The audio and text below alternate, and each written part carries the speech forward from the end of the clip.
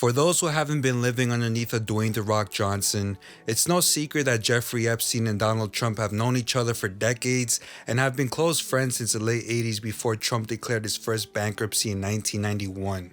Considering Donald has filed for bankruptcy 6 times in his life, we can rightfully assume that Epstein was one of Trump's day one homies. Jeff even attended Donnie's wedding with supermodel Marla Maples in 1993. And with Epstein being the OG Diddy disciple, it was no wonder Trump's ties to Jeffrey Epstein were being questioned. And with rumors circulating that Donald's name was on the Epstein files, the world desperately wanted to know if the President of the United States of America was indeed not like us. But finally, on November 12, 2025, 8 years after Jeffrey Epstein was in prison, the House Oversight Committee released thousands of pages of documents from Jeffrey Epstein's estate. Thanks to the help of this man right here, James Comer, who had to subpoena both Jeffrey's estate and the Department of Justice to even make these documents public, which in hindsight might have been an indication of how these emails were going to be. So for this episode of Business Explained, I'll be going over some of the documents regarding Trump and Epstein, and explaining what might happen next and what this means for America as a whole. This first email is between Jeffrey Epstein and his brother Mark Epstein. Mark starts off by saying, ask him if he has the photos of Trump blowing Bubba. Jeffrey responds with, and I thought I had thesaurus? Whatever the fuck that means. Mark then replies, you and your boy Donnie can make a remake of the movie Get Hard, a reference to the Will Ferrell and Kevin Hart movie that released in 2015. Jeffrey then says, you mean Donnie T?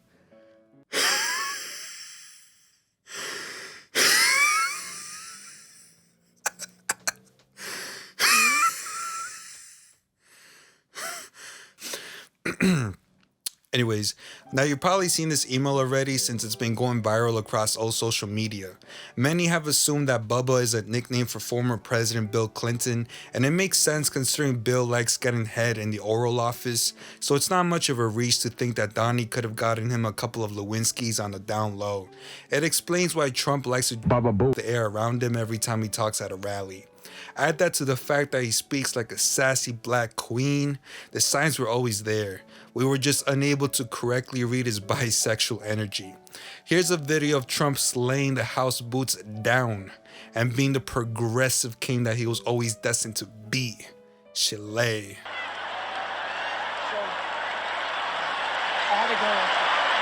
Breaking news.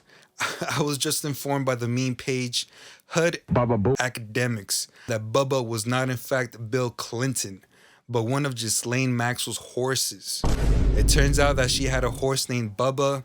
Now, I'm not able to directly contact the White House to confirm nor deny the allegation, but if I had to choose between Trump giving head to a horse or Bill Clinton, I really fucking hope for the sake of America it was Bill he sucked off. This second email is from Michael Wolff to Jeffrey Epstein. Michael Wolff is a journalist and an author that has written 4 books about Donald Trump. Wolff starts off by saying, I hear CNN planning to ask Trump tonight about his relationship with you, either on air or in scrum afterwards.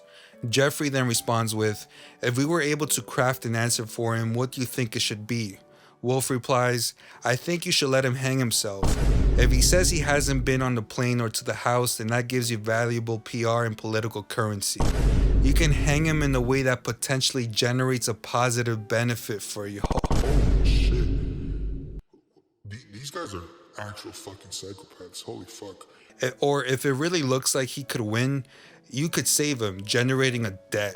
Of course, it is possible that when asked, he'll say Jeffrey's a great guy and has gotten a raw deal and is a victim of political correctness, which is to be outlawed in a Trump regime. Wolff confirms that Trump has been on Epstein's plane, the Lolita Express, which means that Trump's name is on the flight logs, and by virtue of association, Donald 100% went to the island, further dismissing Trump's claim that he has never visited Little St. James. And by now you're probably thinking, Bill, are you fucking Everyone already knew that the Orange Man was not like us. What are you gonna tell me next? The sky is blue, water is wet, poop is brown, and to that I say, yes, yes, And no, just like the Epstein list, nothing comes out.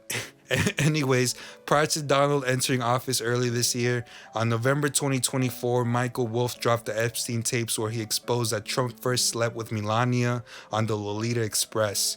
Holy fuck.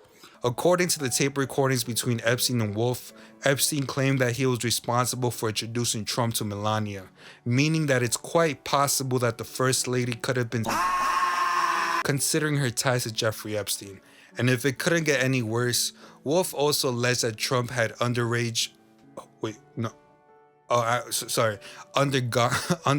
holy fuck, I'm so desensitized. The words are literally bleeding onto themselves.